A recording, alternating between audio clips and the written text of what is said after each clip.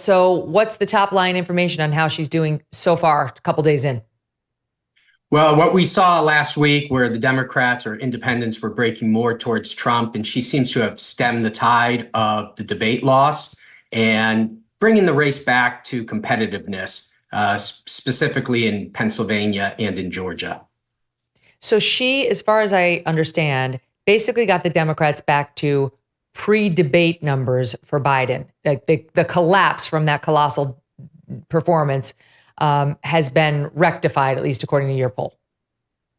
Yeah, that's what we were seeing. Since the debate, we saw Trump picking up 1 to 2 points in each one of these states every week. So remember, last time we spoke, Arizona was at 7 points. Georgia was getting up to 6 points. Pennsylvania and Wisconsin were up to 5 points. And we were starting to look at what is President Biden's pathway to victory. And it was a very small window that he had. Now the race has been shaken up a little bit, and we see a couple of different pathways with Harris on the top of the ticket. Okay, so it looks like the following. 5 swing states. Let's see. She's trailing Trump in 4 of them and tied in 1 of them. In Arizona, he's up over Kamala 5 points, 49 to 44. In Georgia, he's up over Harris by 2 points, 48 to 46. In Michigan, he's up 1 point, 46 to 45. In Pennsylvania, he's up 2 points, 48 to 46. And in Wisconsin, they're tied 47% for each person. So which of those states has been affected the most by her subbing in for Biden? I would say Georgia, because last time we spoke, I thought Georgia was off the table for the Democrats, and that really put a lot of pressure on that blue wall to be able to hold both Arizona, or to hold Wisconsin, Michigan, and Pennsylvania if the Democrats lose both Georgia and Arizona. So Georgia now being back at 2 points is a lot more competitive than the 5 to 6 points that we were seeing a couple weeks ago. And that's a key state if the Democrats are able to get to 270. And who's driving these increased numbers for Harris? Because as I read the write-up of this, you pin it, to some extent at least, on younger voters. But we've spent the past 2 days looking at other polls and numbers that show she actually wasn't doing very well with younger voters, which is confusing.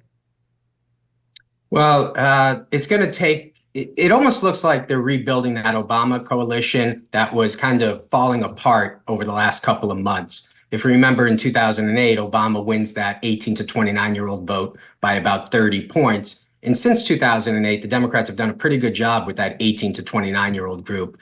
What we were seeing over the last few months is that group was pretty split. In some polls, we saw that even leading towards Trump. But now we see that it jumped back over the last couple of days, where some of those underlying data points, now it's not the same in every state. So in Wisconsin, for example, we might see a little bit more struggle with the younger voter, but that Trump actually struggles with the older voter a little bit more in Wisconsin. But generally speaking, the younger voter has come back to a greater extent than where they were when President Biden was on the top of the ticket, even in March and April prior to the debate performance. Interesting. I mean, he was very, very old, is very, very old. And we saw Democrats saying from the beginning, some 2/3 of them, he's too old to be president. But I'm going to give you this, and this is not just Harry Enten of CNN. This has been reflected in some polling since she became the likely person to possibly replace him. And then since he dropped out and endorsed her, we've been seeing lots of polls showing the young people are disillusioned and are leaning either not to voting or more towards Republicans. But here's a report. We aired this soundbite yesterday of Harry Enten on CNN. Joe Biden won voters under the age of 35 by 21 points. What do we see with Kamala Harris? Well, she's still ahead, but the margin here is significantly less than what we saw with Joe Biden back in 2020. She's up by just 9 points. You may make the argument that was better than Biden was doing before he got out, but compared to that Democratic baseline, where Democrats have historically in presidential elections, at least this century, been carrying that young vote by 20 or more percentage points, she is way down from that. Democrats say they're more motivated to turn out after Biden left the race. Well, we do see a significant portion of Democrats who say yes, 39%. The thing I was interested in was it disproportionately younger voters who said that they were more likely to turn out or more motivated to turn out. And what we see here is it's 42%, not a big difference between 42 and 39%. So this idea, again, that the vice president has unique potential to dig in and get young voters to turn out, John, it's just not there in the numbers despite all the internet memes that are going around. Okay. Can you speak to that, Spencer? Because it sounds like the Emerson poll does not jibe with that. Yeah, I would contradict some of that analysis in that the younger voter is the minority voter. It's Black and Hispanic votes that are traditionally Democrats. And they're the ones who are sitting on the sideline, not with Biden. They're more likely to come back in line with a Harris on the ticket. And that's what we see in our numbers. It's not necessarily the white vote that's coming back. It's those minority votes that younger people who are a minority? Is that what you're saying? Yeah, because minorities are skewed towards the younger demographic. They're the newer voters. Hispanic population are disproportionately younger than the older Hispanics because younger ones are a larger population and they're more likely to be registered to vote. So that's a group. Same thing, the Black population's a little bit more dispersed over the ages, but the minority groups generally are on the younger side and tend to vote Democrat. And what we've seen is they've essentially come back into the fold for Harris to some extent, not to that full extent what we saw with Biden in 2020, but certainly stronger than what we saw just a few weeks ago. Can you put a number on it? He was saying they voted younger people 21% for Joe Biden in 2020, and that right now they were leaning towards Harris by only 9 percentage points, saying that 9% was higher than Joe Biden was, a couple weeks ago versus 2020, but it wasn't gangbusters. It wasn't up to the 20, 30 that people like Obama could get in the Democrat Party. So can you put a number on what the surge is in these states or just overall based on your polling? Well, I would agree somewhat to that analysis. It's definitely lower than the 30 or 20%, but it really depends on the state. So like the state of Georgia, about 20% of their voters are 18 to 29. But in Pennsylvania, it's only like 13% of those voters. So to win in Georgia, 60-40 amongst younger voters, that's important. If you're winning 55-45, that's a big, 10-point difference amongst 20% of the electorate.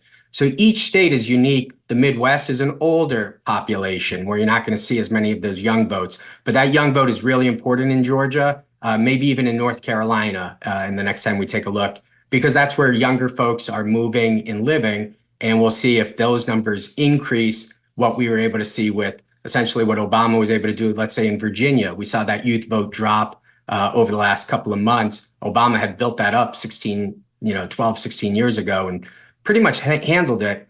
I would also say that, yeah, we talk about the 18 to 29-year-olds, and that is the youth vote. But where I see the Democrats are really struggling is the 30 to 39-year-olds, the people that came in with Obama and then are leaving right now, the Democrats. They're not voting at the same propensity. And so that's where Harris is going to have to bring back more of the vote. Yeah, she's got to win that youth vote, and she'll win it to some extent. But then the other vote as well, and I don't mean to jump around, is the new voters. The new voters have come in and they're breaking for Trump. And we haven't seen that since 72 with Nixon. So if new voters start breaking and they're being registered and coming in for the Republicans, that would shake up, obviously, the 18 to 29-year-olds. But we do have to go state by state and look at, look at Michigan. Those younger voters in Michigan, they're not necessarily going to Trump, but they're going to third parties. In our polling, you can see that, kind of pretty easily between the head-to-head ballot test and then when we add those third parties. And to me, that would be a problem for Harris. She needs that youth vote out in Michigan to come out for her. And we'll see and it's going to take some time. This is a new candidacy, though she did run for a cup of coffee in 2020. Not many people remember any of that. And so she'll get out there. Voters will have to start hearing some messaging, and then we'll see how it kind of shakes out after Labor Day. Protein bars can be chewy and dense or so chalky that they crumble apart in your hand. But I want to tell you about the launch of Magic Spoon Treats. You probably know Magic Spoon for their popular high-protein cereal, right? That has more than 75,000 five-star reviews. Well, Magic Spoon has turned their cereal now into high-protein treats that are light, crispy, and taste just like those classic crunchy cereal bars. Magic Spoon's brand new treats come in 6 deliciously nostalgic flavors, including marshmallow, chocolatey peanut butter, blueberry, birthday cake, yum, and strawberry milkshake. Magic Spoon treats are a tasty time machine back to your childhood. You likely know Magic Spoon cereal, and now we are excited to bring you the news about the launch of their treats. Scoop up these new crispy, crunchy, protein-packed treats right now with 10% off just by going to magicspoon.com/MK or use the promo code MK when you place your order at magicspoon.com. Magic Spoon, hold on to the dream. Thanks so much for watching. If you like what you just saw, hit the subscribe button for more clips and full episodes.